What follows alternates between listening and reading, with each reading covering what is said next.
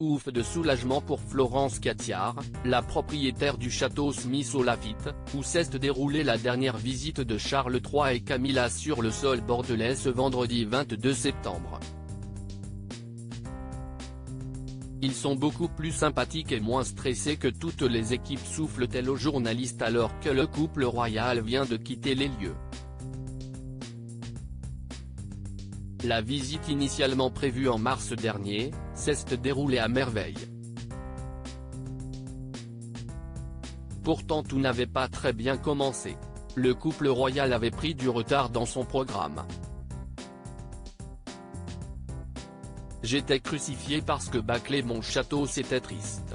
Finalement, ils partent avec une demi-heure de retard, tant mieux. Ils ont vu ce qu'ils voulaient voir et pris le temps, résume Florence Catiard avec le sourire. Lors de sa visite, Charles III a même mis la main à la pâte.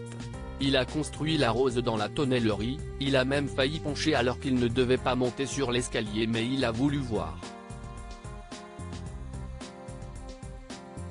Glisse la propriétaire avec malice. Après la balade dans les chais, une rencontre inattendue avec un lama et une prise de hauteur dans la tour du château pour admirer le vignoble, le couple royal a eu droit à une petite dégustation. Il a adoré le millésime, et il a dit qu'il peut tenir encore longtemps. On sait que l'on a un très bon 2005, qui est l'année de leur mariage avec Camilla. On l'a mis en magnum, cela lui donnait encore plus d'épaule au millésime, et il s'en est aperçu. Il est très jeune et vous l'avez mis à parfaite température, a confié le roi, fin connaisseur, à Florence Catiard. La reine Camilla a également beaucoup apprécié le vin. Elle m'a dit c'était la meilleure manière de finir. En effet, sa dame de compagnie avait renversé le thé au début de la visite. Un malheureux petit incident vite oublié. Camilla en France, cette broche qu'elle ne quitte plus depuis qu'elle est reine, une approximation autorisée par Buckingham entre deux millésimes. À la fin de la visite, Charles III et Camilla ont reçu de prestigieux cadeaux. Ils sont repartis avec la cuvée 2022 parce qu'ils ont traversé les barriques de 2022, et on a fait une approximation autorisée par Buckingham entre deux millésimes, un assemblage bordelais avec du 2019 et du 2020, parce qu'on pense que cela va peut-être bien être entre les deux millésimes.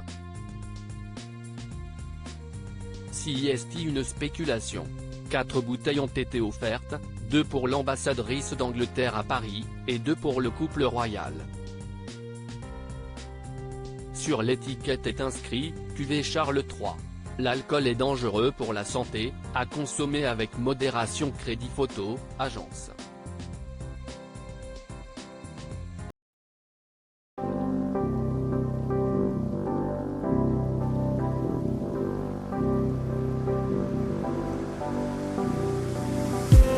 I just need some